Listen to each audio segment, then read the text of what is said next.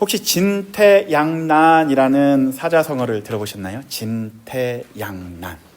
어려운 표현이긴 하지만 그렇게 또 어렵진 않죠. 진퇴양난. 이렇게 나와 있습니다. 한번 보시면 볼까요? 나아갈 진, 물러날 퇴, 두량, 어려울 난. 이게 뭘까요? 진퇴양난. 진퇴양난.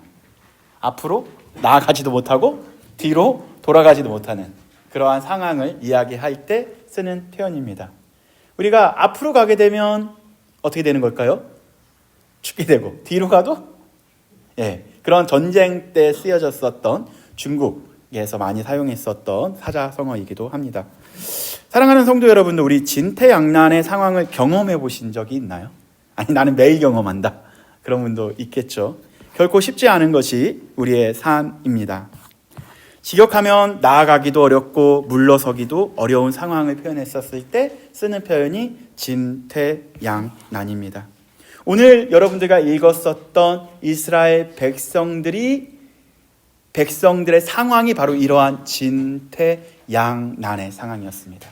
왜 그랬을까요? 앞으로 나아가지도 못하고 뒤로 돌아가지도 못하는 그러한 상황 속에서 꼼짝 못하게 그 바다 한가운데를 바라보면서 뒤에는 이스라엘 백성들을 죽이려는 군인들이 한 걸음 한 걸음 오는 그런 상황입니다. 돌아가지도 못하고 나가지도 못하는 그러한 상황인 거죠.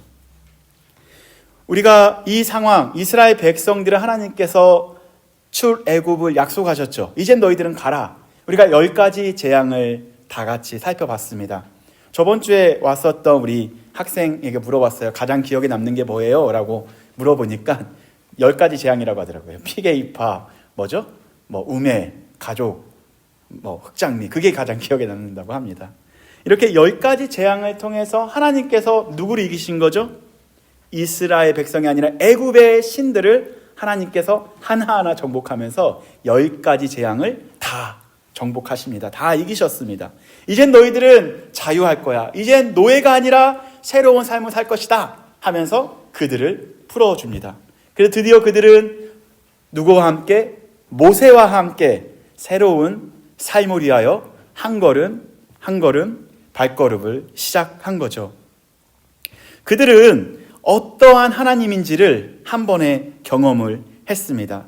그들이 이집트, 애굽으로 왔을 때 몇 명이 왔었을까요? 정착을 했었을까요? 이스라엘 백성이었었던 그 이스라엘 백성들은 그 애굽에 최초로 몇 명이 그 이민 와서 살기 시작을 했을까요? 몇 명이었을까요? 맞아요. 70명입니다. 보시게 되면 창세기 46장에 27절에 이렇게 나와 있습니다. 시작.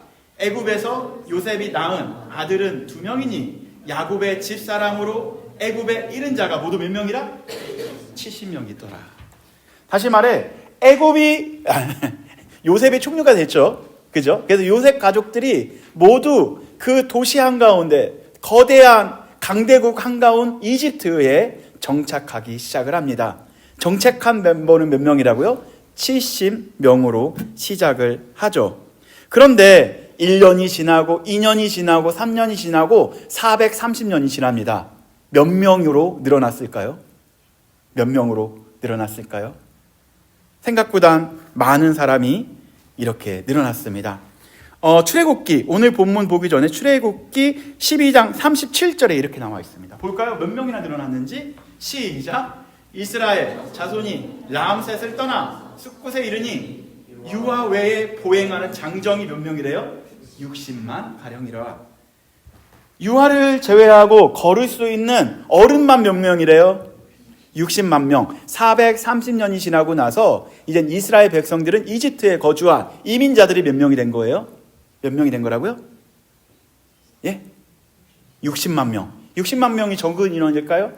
어마어마한 인원인 거죠. 이젠 그들은 430년이 지나고 나서 이젠 그 이민 땅을 뒤로 하고 다시 하나님께서 약속하신 약속의 땅으로 가기 시작을 합니다. 할렐루야. 여러분들 여기서 다 이사해봤죠? 우리 최근에 이사해보신 분 계시나요? 네. 어디서 어디로 이사했어요? 방에서 다른 방으로. 아, 그거는 좀 쉬웠겠네요. 한 명이 이사한 거죠? 아니요. 세 명이 이사했어요. 짐이 많았나요? 적었나요? 힘있게 있었어요. 꽤 있었는데 힘들었죠? 네. 힘들었어요. 혹시 최근에 한국에서 여기로 이사 오셨다. 프레시맨들은 한국에서 올 때 힘들었어요? 쉬웠어요? 네? 힘들었어요? 몇 명이 이사했죠? 한 명인데도 힘들었죠. 그리고 최근에 우리 은유도 보니까 한 가족인데 몇 명이 이사를 한 거예요? 4명이 이사했는데 혹시 배로도 짐을 붙였나요? 아, 그죠. 힘들었어요? 쉬웠어요? 힘들었어요. 몇 달 힘들었어요? 한 달. 근데 이사를 해보신 분은 아시겠지만 한국에서 미국으로 올 때 짐 정리하는 것도 쉽지 않았죠. 어떤 걸 버려야 될지, 어떤 거를 가져가야 될지, 또 어떤 거를 남겨놔야 될지 그러한 고민이 있었을 겁니다. 한국 땅에 좀 남겨놓은 거 있어요? 다 갖고 왔어요? 없어요? 다 놓고 왔어요? 그냥 몸만 왔어요. 네. 저희도 6명이 이사했어요. 6명이 미국 땅에서 이사를 했을 때 결코 쉽지 않았습니다. 꼭 버리지 못하는 것들이 있더라고요. 꼭 갖고 와야 되는 거. 그래서 다른 건 다 버렸는데 저의 바디 프로필 사진 찍은 액자가 있어요. 큰 거. 그거는 갖고 왔어요. 아내가 놀래더라고요. 그거 왜 갖고 왔냐고. 그리고 또 덤벨 24kg짜리 그것도 챙겨왔어요. 몰래. 아내 없을 때 그걸 챙겨온 거죠. 자전거 챙겨오고. 아유 참. 사람 달려면 멀었어요. 이렇게 6명이 이사하는 것도 되게 쉽지 않습니다. 무엇을 버릴 것인가 절대 포기하지 못하는 거. 그런 것들이 있었던 거죠. 그런데 오늘 이스라엘 백성들은 장정만 몇 명이라고요? 60만 명인 거예요. 그러면 자녀들까지 하게 되면 몇 명 정도로 추정할 수 있을까요? 출애굽해야 되는 인원이 대략 네? 100만 이상 맞죠? 추정컨대 학자들은 한 200만까지 보더라고요. 200만. 그 인원이 어느 정도의 인원일까? 제가 가장 가까운 데를 찾아보니까 필라델피아 도시에 사는 어린아이까지 포함해서 몇 명인 줄 아시나요? 필라델피아 도시에 사는 사람들 몇 명일까요? 160만 명이에요. 그러니까 필라델피아에 사는 도시에 사는 모든 사람들이 일어나서 이사 가야 되는 거예요. 6명도 힘든데 200만 명이 이사를 한다고 생각을 해보십시오. 누구를 따라서? 모세를 따라서. 모세의 손가락 하나를 바라보면서 그것만 바라보면서 전진해야 됩니다. 쉬울까요? 어려울까요? 모세 무엇을 믿고 따라갈 수 있을까요? 그러나 그들의 무게가 얼마나 큰 무게였었냐면 사실 430년 동안 초반 몇 년은 행복했어요. 왜? 요셉이 총리였기 때문에 되게 삶 자체가 개런티가 되고 보장이 되어지는 그런 삶이었겠죠. 행복한 삶은 몇 년 지내다가 가뭄이 들고 살다 보니까 애굽 사람들이 그들을 노예화시킵니다. 그래서 매일같이 고통 속에서 신음하며 살았었던 것이 이스라엘 백성들의 삶이었었던 거예요. 그들의 눈물, 그들의 아픔, 그들의 신음을 하나님께서 외면할 수 없었던 거죠. 몇 년 동안? 400년 동안. 지금 몇 명이 지금 신음하고 있는 거예요? 200만 명이 신음하고 있어요. 하나님 힘들어요. 하나님 어떻게 해요? 그 무게가 얼마나 무거웠었을까요? 최소 60만 명은 노예로 살아갔어야 되고요. 노예의 가족들은 약 200만 명이 노예의 가족, 노예인 아빠를 바라보면서, 노예인 엄마를 바라보면서 매일같이 눈물 흘리는 그러한 뒷모습을 바라보면서 자라야 되는 것이 다음 세대의 아이들이었었던 모습이었던 거죠. 민족 전체가 쇠사슬은 안 묶여 있지만 마치 영적으로 그 쇠사슬에 묶인 채 하루하루 버티며 살았던 것이 그들의 삶이었었습니다. 행복했을까요? 즐거웠을까요? 어쩔 수 없이 살았겠죠. 힘들게 살았겠죠. 그들의 삶은 하루하루 벽돌을 이기면서 벽돌을 만들면서 사는 게 그들의 삶이었었습니다. 하루는 바로가 이스라엘 백성들을 힘들게 한다고 어떻게 하냐면요, 벽돌에 소스 있죠. 진흙을 주지도 않아요. 그러면서 하루에 그 양을 채우래요. 그런 나쁜 놈이 어디 있어요? 못 채우면 어떻게 해요? 그들을 때립니다. 채찍질하고. 와, 그러한 고통의 삶, 고통의 종합적인 삶을 살고 있었던 거죠. 출애굽기 2장 23절에 이렇게 나와 있습니다. 이스라엘 자손이 무엇으로 말미암아? 따라해볼까요? 고역으로 말미암아 탄식하며, 이게 고통스러운 노역입니다. 고역으로 말미암아 탄식하며 부르짖음에 그 고역으로 인한 부르짖음이 하나님께 상달되었느니라. 그 부르짖음을 하나님이 들으신 거예요. 그 고통의 무게는 200만 명이 부르짖는 그런 신음의 눈물이었습니다. 그래서 하나님께서는 그들의 눈물을 보시고 그들의 신음을 들으시고 결정하십니다. 너 그렇게 살지 마. 내 아들들이지 너희들 그들의 노예가 아니야. 나의 자녀들이야. 우리 함께 내가 말하는 그 약속의 땅으로 나아가자. 그 중에 한 명을 세웠죠. 그 사람이 누구라고요? 모세.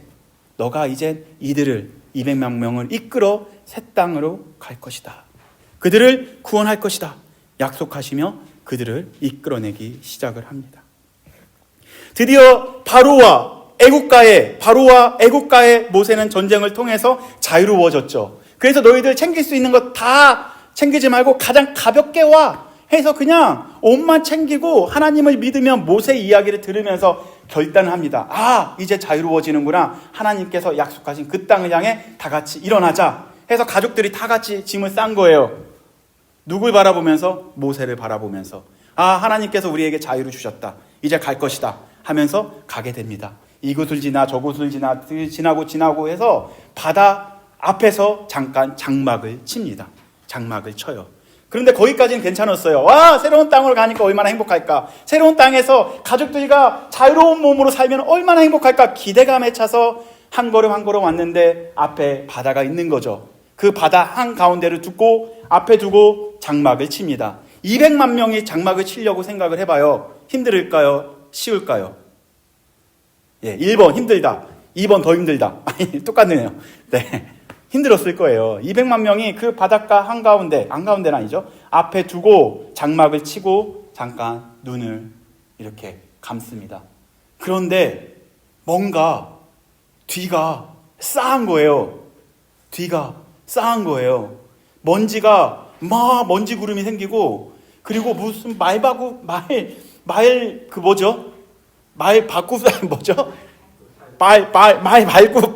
소리가 들리는 것 같고 뭔가 뒤가 싸한 거죠.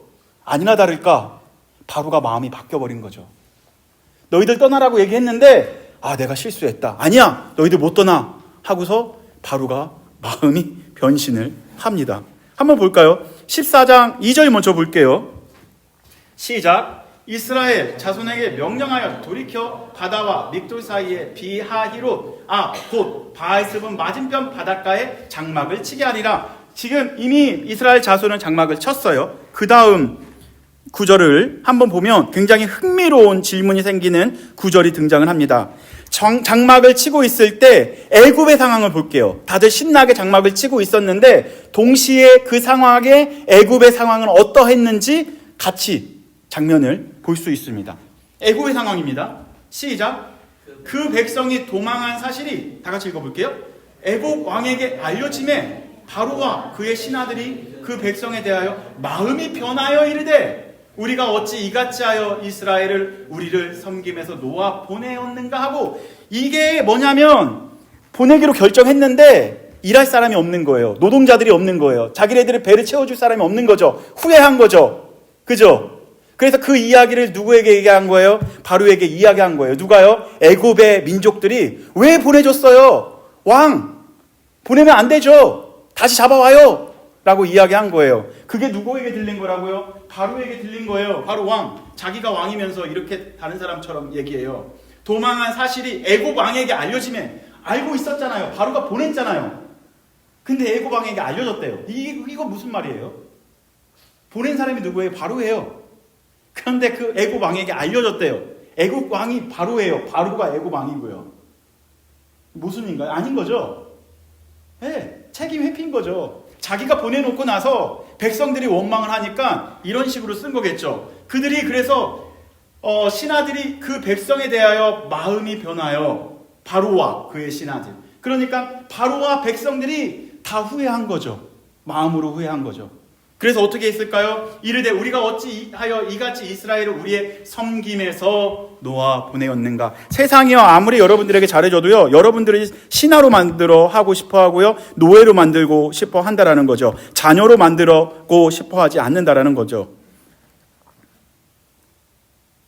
그들은 이렇게 보냈지만 금방 마음이 바뀌어서 이젠 6절과 7절로 바뀌게 됩니다. 이게 굉장히 충격적인 사건이에요. 왜냐하면 얘네들을 잡기 위해서 바로가 선택한 결정적인 작전이 뭐냐면 6절과 7절이 나와요.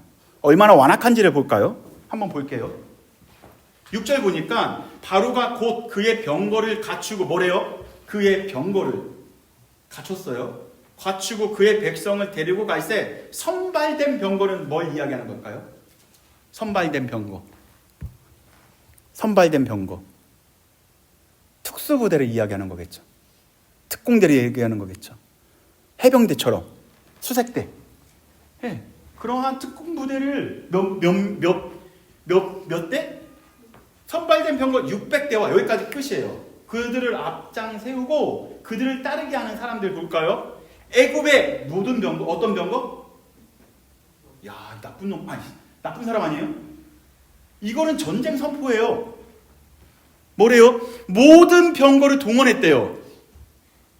지금 애굽은 이스라엘 백성들을 죽이러 가는 거예요.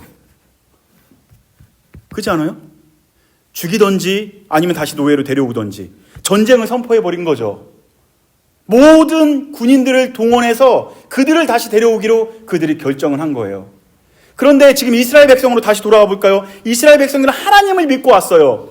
그런데 앞에는 뭐가 있다고요? 거대한 바다가 있고 뒤에는 지금 누가 따라오고 있어요? 특공대와 특수부대와 그리고 또한 모든 병사들이 자기네들을 죽이려고 풀 무장을 해서 다각다각 쫓아오고 있는 상황인 거죠. 이거를 사자성어로 뭐라고 한다고요? 진퇴양난이라고 합니다. 돌아갈 수도 없어요. 돌아가면 노예, 아니요, 죽임을 당하든지. 이스라엘 백성들 처음에 어떻게 나온지 아십니까? 14장 8절 한번 볼까요? 이렇게 나왔어요. 이스라엘 백성들은 14장 8절에 보니까 여호와께서 애고방 바로의 마음을 완악하게 하셨으므로 그가 이스라엘 자손의 뒤를 따르니 이스라엘 자손이 그럼에도 불구하고 어떻게 나갔대요? 담대히 나갔더라. 이게 처음 이스라엘 백성들의 마음가짐이었어요. 하나님을 믿고 모세를 믿으니까 우리 담대히 나갈 수 있다라는 믿음을 생기고 자기네들이 담대하게 나온 거예요.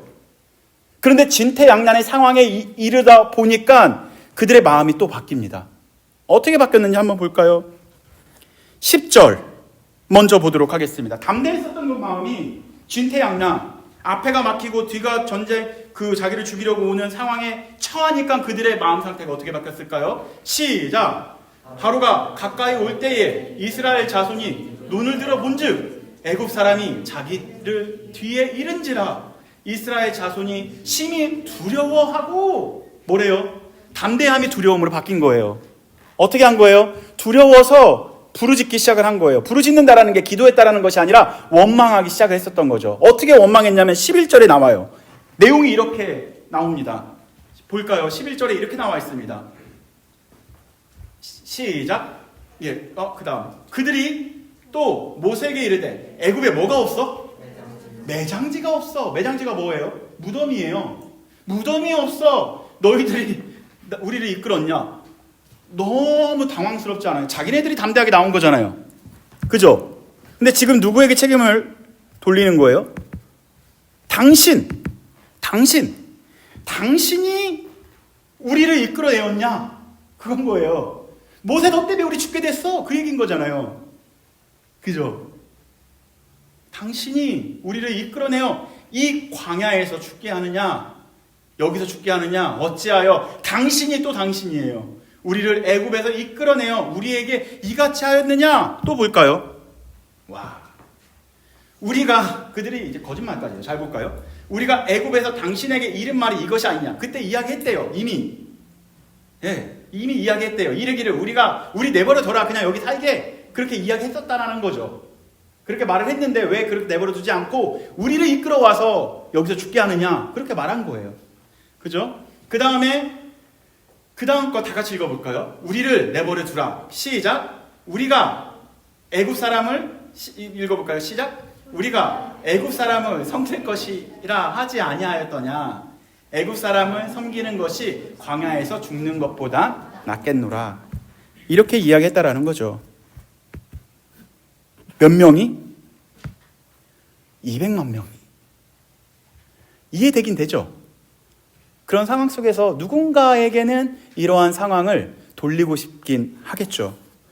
우리가 죽게 됐다. 이거에 대한 책임은 너에게 있지 않냐? 우리 그냥 거기 있자고 얘기했잖아. 그들은 뭐라고 얘기하냐면 우리를 그냥 내버려 두지. 애굽 사람을 섬기는 거 더 좋다. 그거는 마음의 손이 바로 하나님을 섬기는 것이 후회된다라고 고백하는 거예요. 내가 하나님을 섬기기로 결정했었던 거, 담대히 나왔었던 것이 후회된다. 여러분들 신앙생활 하다가 이런 생각이 들 때가 조금 있지 않나요? 내가 왜 기독교인이 되었지? 내 마음대로 살면 되는데? 그런 생각을 할 때도 있습니다. 기독교인이 되고 나니까 뭔가 하지 말아라가 성경에 너무 많이 쓰여져 있고, 뭐 해라가 너무 많이 있는 것 같고, 내가 원하는 대로 살 수 없는 것 같은, 내 인생의 무언가에 매인 것 같은 느낌, 성경에 매인 것 같은 느낌, 그것 때문에 즐겁지도 않은 것처럼 느껴질 때가 있냐는 거죠. 그러나 확실한 것은 바로 뭐냐면요, 내 생각이, 내 자신이 나의 인생을 이끌어가는 것보다는요, 바로 하나님의 말씀이 우리의 인생을 메어서 이끌어가는 것이 더 복되고 안전한 것입니다. 아멘. 이스라엘 백성을 누가 메고 온 거냐면요, 사실 하나님이 그들을 이끌어갖고 온 거예요. 어디까지? 홍해 앞에까지. 그들은 여전히 불평하고 불만을 제기하죠. 왜 그냥 애굽 사람 섬기게, 세상에서 마음껏 살게 놔두지? 왜 우리를 이곳까지 데려왔냐? 누구를 보고 원망하는 거예요? 모세가 아니고요, 하나님을 보고 원망하는 거예요. 왜 굳이 우리를 이끌어 왔냐고 하나님께 원망하는 거죠. 진퇴양난의 상황, 사랑하는 성도 여러분들도 이러한 진퇴양난의 상황을 경험해 본 적이 있지 않나요? 혹은 지금 그러한 상황을 경험하고 있는 건 아닐까요?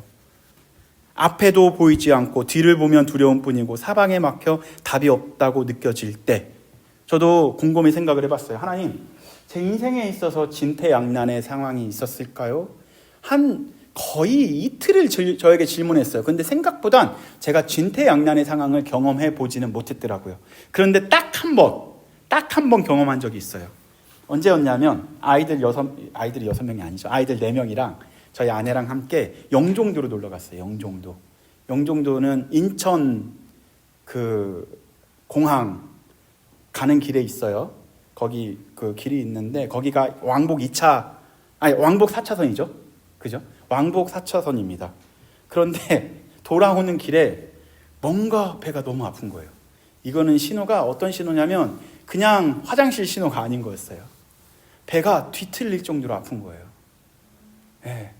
그 여성들은 결혼하고 그 가장 고통이 뭐냐면 자녀를 출산할 때 너무 힘들다고 하더라고요. 남자들은 요로결석이 만약에 걸리게 되면 정말 힘들어요. 정말 막 땀이 나고 더 이상 버틸 수가 없어요. 그런 상황 속인데 그때 퇴근 시간이었거든요. 근데 차가 꽉 막혀 있었어요. 돌아갈 수도 없고 나갈 수도 없고. 그걸 바로 무슨 상황이라고요? 진퇴양난. 하나님께 부르짖었어요. 하나님, 나 죽겠어요. 운전도 못하게 아파 죽겠어요.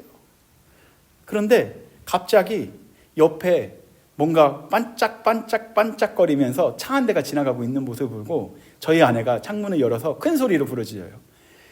저희 좀 도와주세요. 네. 도와주세요 하니까 진퇴양난의 상황에서 그 경찰이 왜요? 저희 남편이 너무 배가 아파요. 그러니까 죽을 것 같아요. 그래서 따라오세요 하고서 우리 아내가 되게 목소리가 작아요. 근데 그 큰 목소리 처음 들어봤어요. 좀 도와주세요. 처음 그렇게 크게 한 거였어요. 그런데 경찰이 이거를 키니까요 2차선인데 3차선이 돼요. 와, 기분 너무 좋았어요. 배는 아파 죽겠는데 그 기분이 너무 좋아서 와, 내 인생에도 이런 깜빡 걸리면서 아무리 막혀 있어도 뚫리는 기분, 우리 성도들도 한번 그런 경험을 해보면 좋겠다. 아픈 기억 말고 뚫리는 그런 경험을 해보면 좋겠다 라는 생각을 해보게 되었습니다. 우리 성도님들의 상황을 제가 묵상을 해봤어요. 그리고 잠시 설교를 준비를 내려놓고 기도했습니다. 하나님, 우리 학생들도 지금 기말고사가 다가오는데 공부는 안 했고 준비는 안 했고 과제 마감일은 다가오는데 하기는 싫고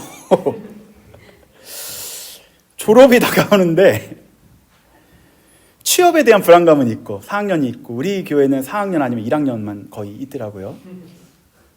신입생으로 들어왔는데 앞으로 갈 길은 먼 것 같고 그죠?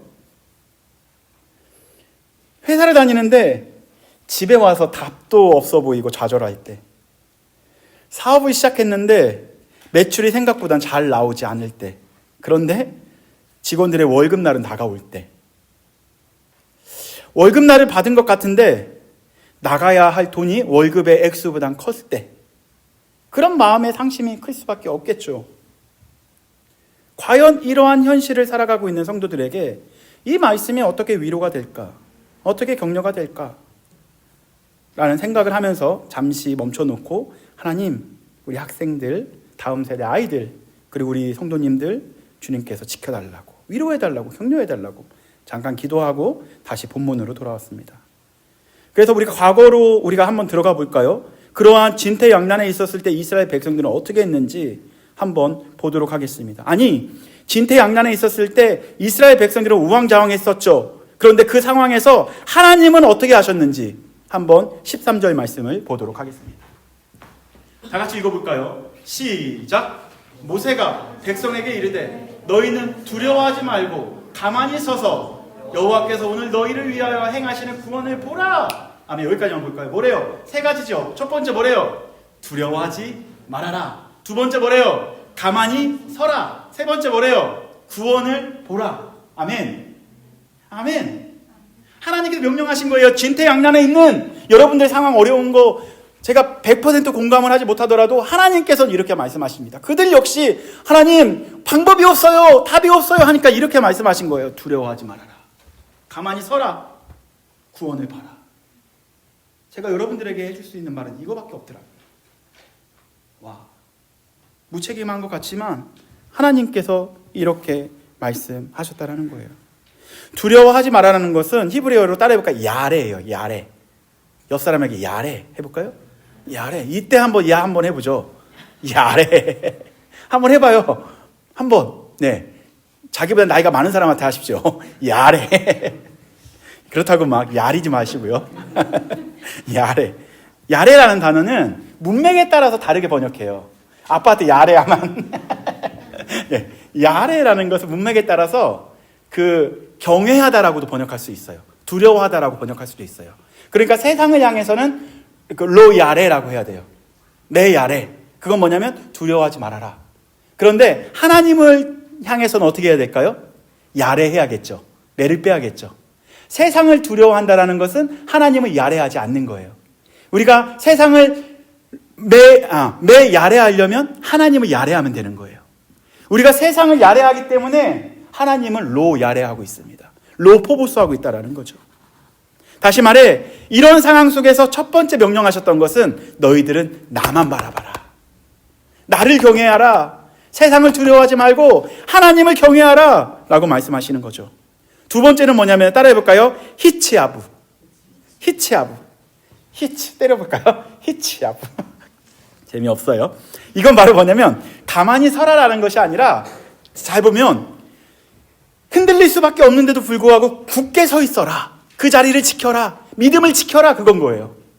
바람이 엄청나게 세게 내려오는데도 히치 아래는 흔들리지 말아라예요. 네. 마음이 흔들리지 말아라.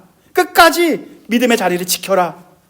움직이지 말아라가 아니라 흔들리지 말아라. 현실 앞에서 흔들릴 수밖에 없지. 그럼에도 불구하고 말씀으로 꾹 흔들리지 말고 붙잡고 있어라 라고 말씀하십니다. 마지막 볼까요?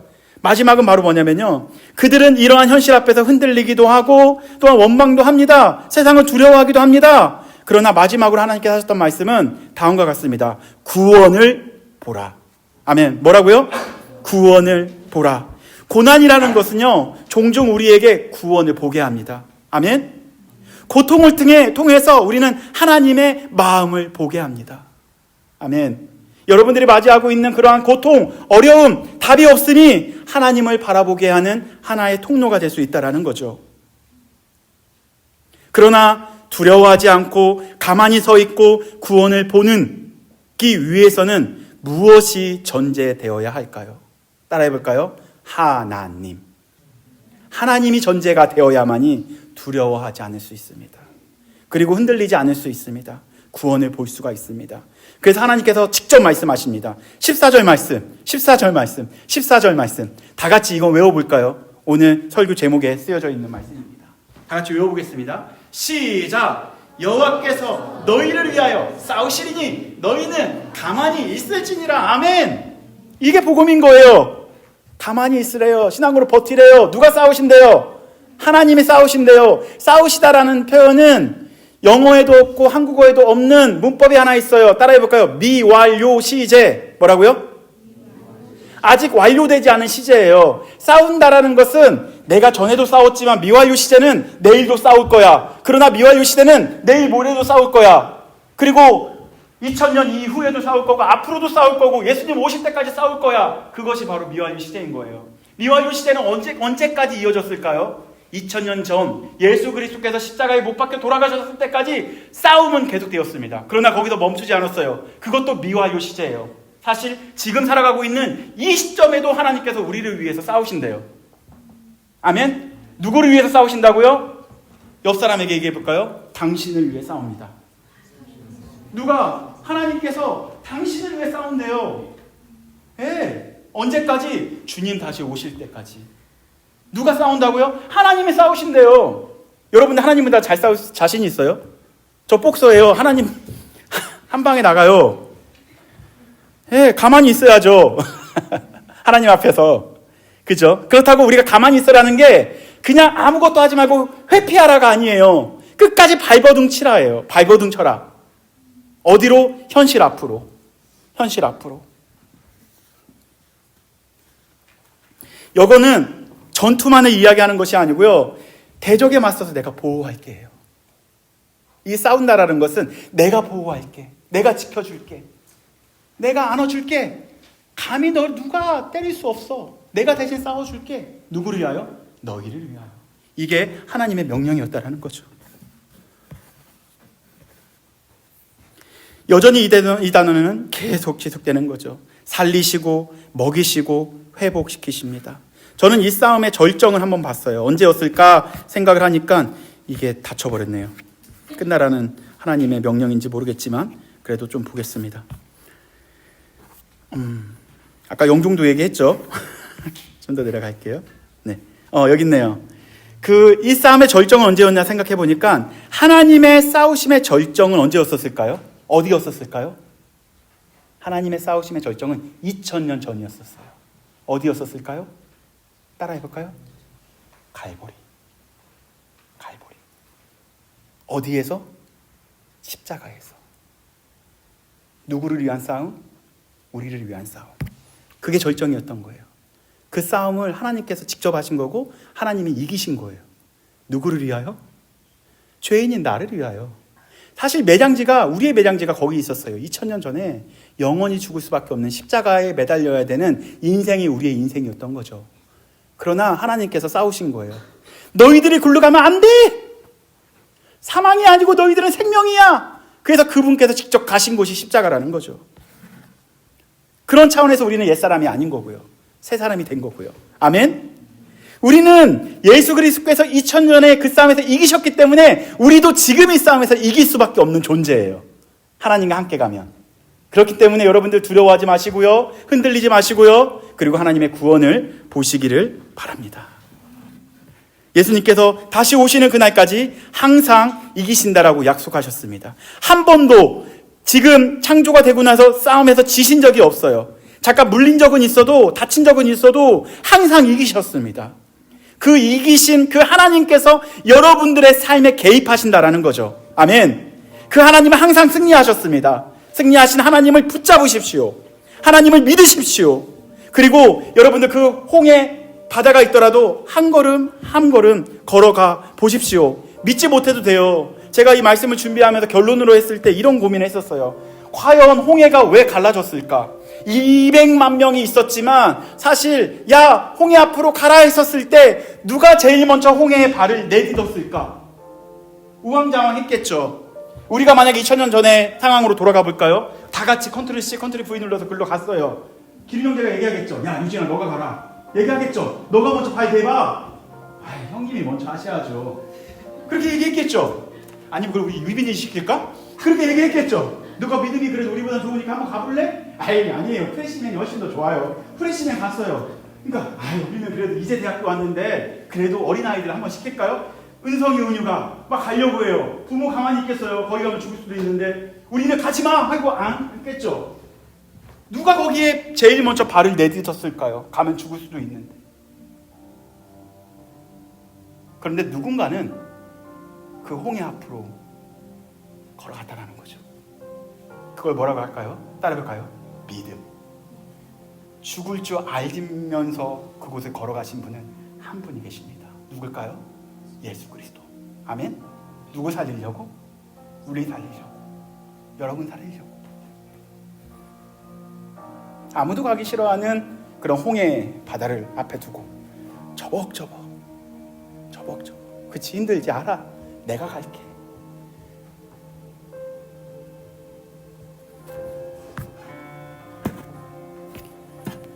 잠깐 기도하면 좋겠습니다. 제가 설교를 준비하면서 우리 성도님들을 위하여, 우리 젊은이들을 위해서 어떻게 위로할 수 있을까?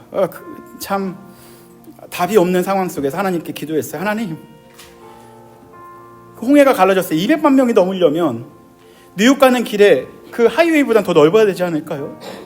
그래서 누군가는 이 말씀에 순종해서 그곳을 향해 갔겠죠. 미완료 시제. 종종 신앙이라는 것은 우리의 생각과 계산을 넘어야 할 때가 있습니다. 우리의 인생을 그렇게 이끌어 가실 때도 있죠. 여전히 우리는 문제 앞에서 하나님을 원망하고 상황을 원망하고 계속 불만 불평하기도 합니다. 그러나 지금도 그런 원망 가운데 하나님께서는 싸우고 계십니다.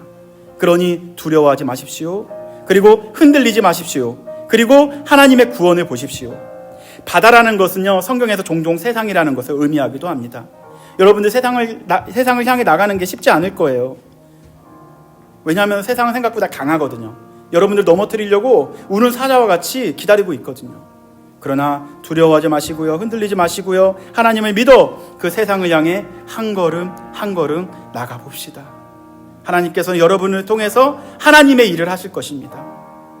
하나님의 구원의 역사가 여러분들의 일터에서, 학교에서, 가정에서 일어날 것입니다. 분명 여러분들을 통해 여러분들을 승리하게 하실 것입니다. 왜? 하나님이 직접 싸우시기 때문에. 그러나 마지막으로 이 싸움을 위해서 사랑하는 성도님들, 매일같이 매일 이 경건하게 살기 위하여 20분, 40분만 하나님께 집중하면 좋겠습니다. 20분, 40분 매일 짧은 시간이지만 그 시간에 하나님께 기도도 하시고 성경도 보시고, 하나님, 내가 이 전쟁과 같은 이러한 홍해와 같은 세상에서 어떻게 살아가야 될까요? 하나님께 물으면서 내가 너와 함께 싸울게, 내가 대신 싸울게 하는 하나님의 음성을 들으시기를 소망합니다. 우리 잠깐 기도하는 시간을 가져보겠습니다. 하나님, 답답합니다. 답이 보이지 않습니다. 주님 아니면 우리가 해결할 수 있는 그런 능력이 없습니다. 주님 붙잡아 주시옵소서. 그런 마음으로 기도하는 저를 나아가도록 하겠습니다.